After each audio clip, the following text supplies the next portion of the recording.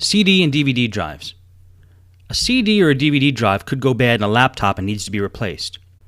Some of the symptoms of a bad drive could be, number one, that it's loud. Now this could be when a disc is in or a disc is not in. Maybe there's a grinding sound. I've seen drives where when you put a disc in, maybe the spindle's loose or something's not grabbing, and it just kind of flings the CD around on the inside and makes a really loud noise that could scratch your CD. Another symptom could be that the computer won't read the disc. When you put a disc in, it might not show up in Windows or even any operating system.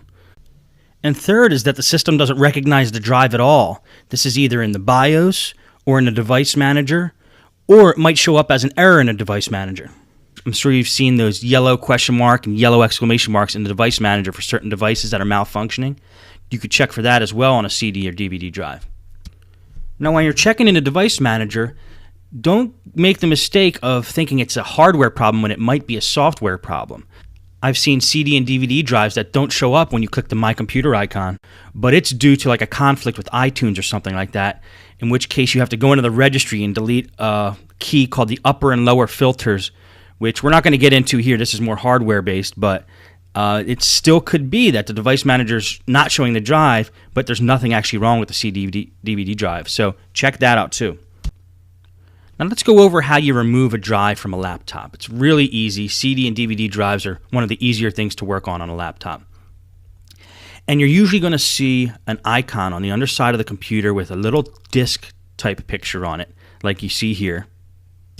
And next to that picture is usually a screw or a hole for a screw. And CD and DVD drives, for the most part, usually come out with that one screw. What you do is you unscrew that screw, pull that screw out, and then you grab the front of the CD DVD drive and just pull it out. And here's an example using another computer. This is a Dell laptop I have here.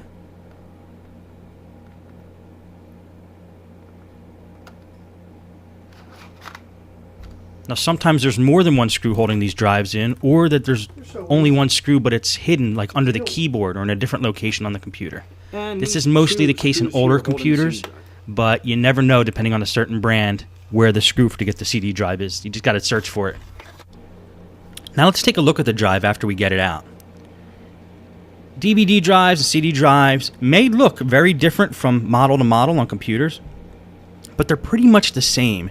They're just covered in a case usually, or have a different front plate on them, or a different back fastener. Now if you look here, you'll see what I'm talking about.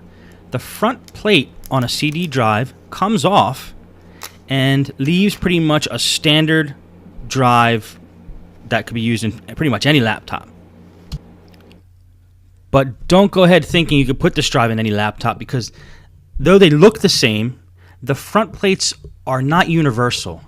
In other words, the front plates have connectors on them that connect to the front of that CD drive, but they're different from model to model. So you're going to find if you try to mix and match those front plates, it may work with some drives, it may not work with other drives. So you can't just go ahead and buy any drive you want and put it in that computer. You're going to need one that's compatible with the front plate on that drive. The other thing that's different from drive to drive is this rear fastener. And this is where the screw that holds the CD drive in the computer, this is where the screw gets fastened onto. Now this little piece of metal actually screws into the back of the CD drive, and the screw that holds the CD drive in the computer screws down into that fastener. But when you take the fastener and the front plate off, CD drives are going to look, for the most part, identical from model to model. Now the new thing is slot-loaded CD and DVD drives. Now it's not really a new thing for Apple. You're going to see most Apples have a slot-loaded drive. But more high-end laptops and some of the newer models, even sometimes some of the thinner netbook type models, have a slot-loaded CD and DVD drive, which you see here. Now, for me, it's worth it if a drive breaks to replace the drive. If you want to get fancy, you could technically take them apart. And I do recommend, actually, at least once in your life, take apart a CD, DVD drive and see what the insides look like and see how it works. You're going to find that there's a ribbon and there's rails that it slides around. There's a ribbon cable and the laser and different parts in there you can check out and just get an idea of what's actually on the inside. But when you get down to that level, I think it's a little too fine to actually go in and do some repairs. If you can do it, more power to you. That's great. But drives are so cheap now that I just buy a new drive if I have a failing drive. The only thing I really do to repair a drive or attempt to repair it is blow out the drive with compressed air. Sometimes the drive is just simply dirty. And if you could clean it up a little bit and get out maybe some chunks that are blocking the drive or covering the laser or causing a malfunction, you could get a working drive out of that. Let's take the compact computer that we looked at earlier before and see how we would go about ordering a replacement drive for that. I'm going to show you the process that I use. The first thing I do is get the model number of the drive we're trying to replace. This one is CRX835E, which you can see by the arrow up there. Now, the place I like to buy my drives is on eBay. So the first thing we do is type in the model number, CRX835E, into eBay. Now, that model number is obscure enough that we could just type that and that only. We'll probably get search results just for that CD drive, and we do. So we got 19 results here, different varieties. Of course, I'm going to sort them by price first. Now, if they want to use one, I'm going to keep the search results as they are, just sort it by price. Look for the cheapest one that's sold from my country. Here's one sold from Texas. And they have good feedback, 100%. They only have 181 feedbacks, which is, in eBay, it's not the greatest. You want somebody that has sold thousands if you really want to be safe. Let's try the first one on the list. They're from New Jersey. And they've sold 405 items. They have 100, so that's a little bit better.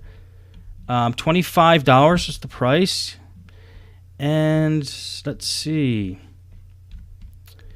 Its item is in working perfect condition. It was pulled from a 100% working HP laptop.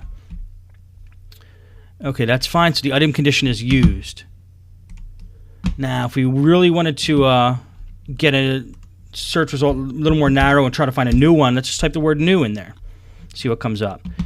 Only one result found for new. And 2 items found in eBay stores. I've bought from eBay stores as well. They're fine. And this is in Taiwan, the new one. So I don't like buying from another country just because it takes too long to get here and the shipping's more expensive. So I'm probably going to stick with a used one like I looked at before. So anyway, I will probably buy the one there from New Jersey, the first one back in here. And that looks like a good deal.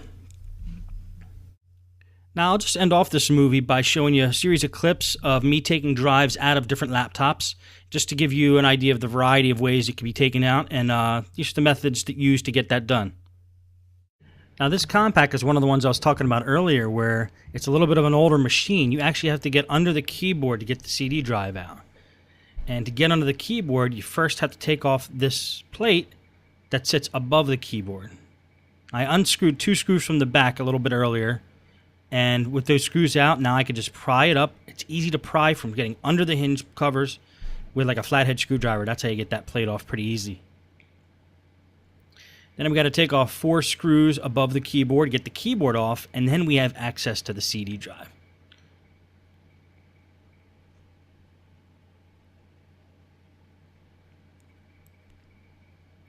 Now, in more recent years, they changed the design of most of the laptops to make it easier to access the CD drive, but this is how you did it when this computer was made, which is probably around 2003, 2002 perhaps.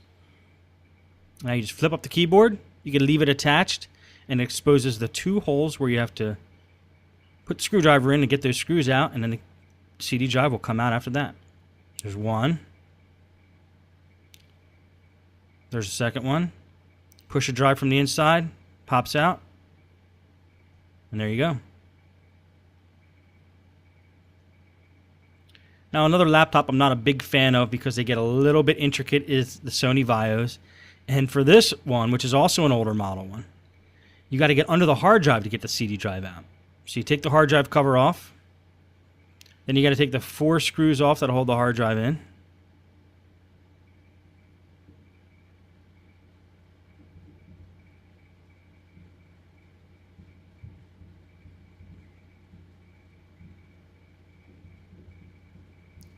There's the tiny screws. Can't really see it in the camera.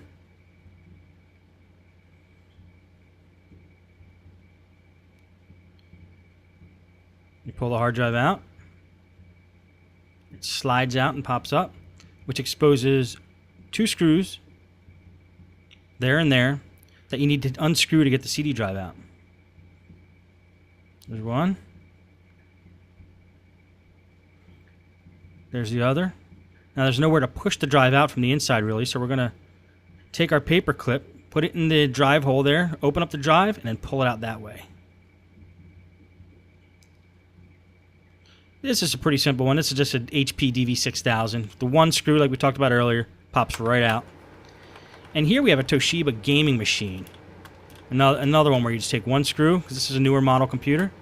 One screw, pull the drive out. And this one actually happens to be an HD DVD drive. Well, thanks for watching this video. Hope you got something out of it.